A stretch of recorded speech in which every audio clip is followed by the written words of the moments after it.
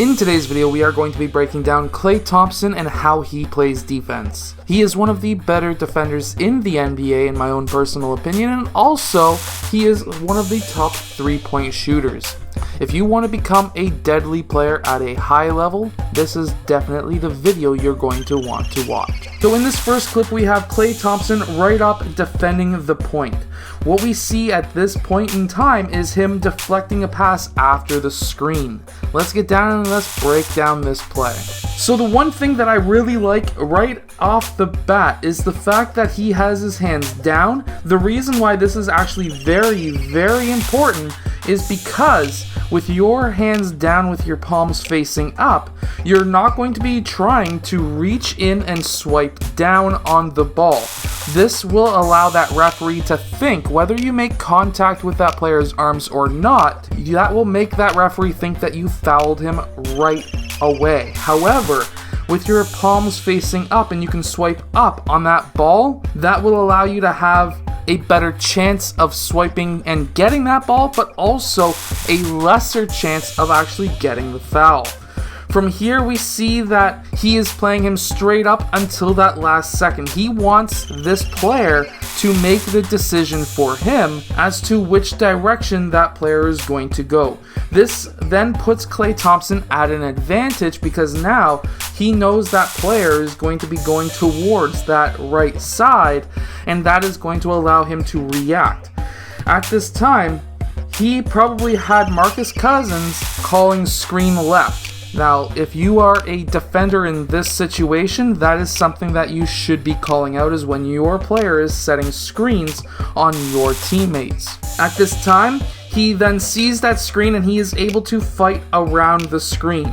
Now, there is two different ways that you can go about this. If this player who has the ball is a very good shooter, you would want to try and fight over top of that screen with a small hedge from Cousins. However, instead, Mills is a good 3-point shooter, but he is not anywhere close to an elite 3-point shooter, which means that it can allow Klay Thompson to go underneath that screen and then recover quickly.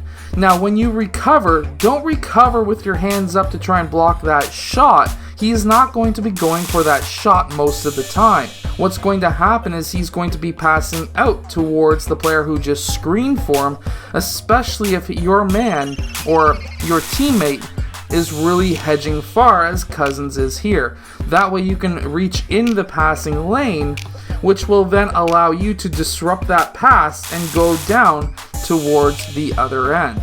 And of course, finish with a 3-point shot. Now, after that 3-point shot, same game, just a few seconds later, literally a few seconds later, we have Patty Mills coming down again. He has Draymond Green defending him, and now Klay Thompson is defending Rudy Gay.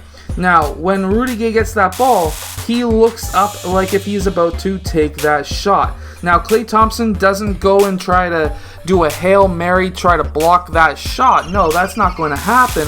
What he does is a quick hop with his hand up. That allows him to get back down onto the ground quickly, which will allow him to change directions quickly as well, because he'll be doing a small hop and landing on his toes. Now, he's able to move his feet quickly so that he can get in front of that player. Now watch this. He's able to run quick. One step quick, get in front of that player and plant your feet quickly.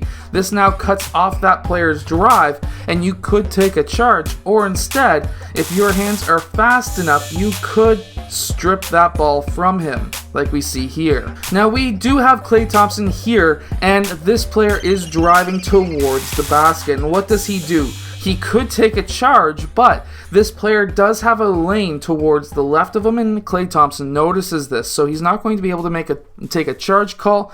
So what you can do as a player is to jump straight up in the air, which will allow you to become bigger. You're allowed to jump straight up. Remember, you're entitled to the ground that you're standing on, so as long as you're straight up in the air, your body is not arched over top of that defender or making offensive contact towards them. You're allowed to take contact, but you're not allowed to give it. And as long as you are over top of your ground and you take contact or you can block a shot, then at least you have disrupted his shot. Now in this clip we have Klay Thompson once again, slightly on a fast break. This player is coming downhill onto him, and Klay Thompson's able to keep up with that player. Now, something that every single player does is he gathers the ball at his waist, and then he brings that ball up into his set point or going up for a layup. When that player does that, you can swipe down with your hand as long as you know where that ball is going to be coming up in front of his body. You can swipe down. However, this is a very risky play, but what you can get out of it, and it does take sometimes a lot of practice to be able to do something like this. You may get called for a foul your first couple of times, but in this case, swiping down when that ball is coming back up will allow that ball to usually bounce off that player's body and go out of bounds at the same time. Now you can do almost the same thing when this player comes up for a jump shot. Instead of trying to block their shot, what you can do is to get it early when they're going up into their set point, and then you can disrupt their shot to a point where they may not even be able to take their shot. Now this move even works against some of the greater offensive players like LeBron James. He's still able to strip. Now this referee even called it a jump ball, which is again something that may happen. Now this time we see Klay Thompson fighting over top of a screen. The reason why is again Lillard is a lights out shooter. You want to go over top of the screen when a good shooter is using a screen.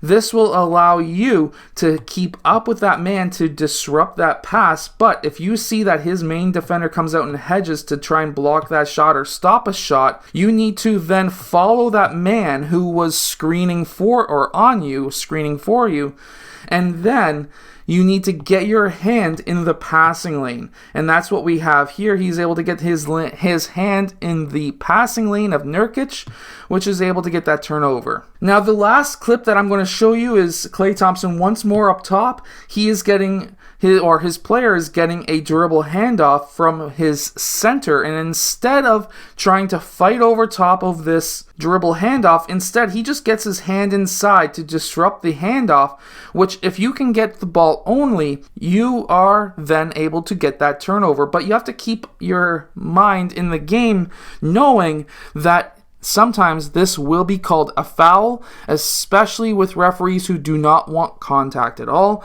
However, in most cases, if you can get that ball and that ball only, you will be able to get that turnover, and of course some great, amazing plays. I hope that this video has helped you become a better defender in basketball. If it has, hit that like button and subscribe, and I'll see you guys again next time.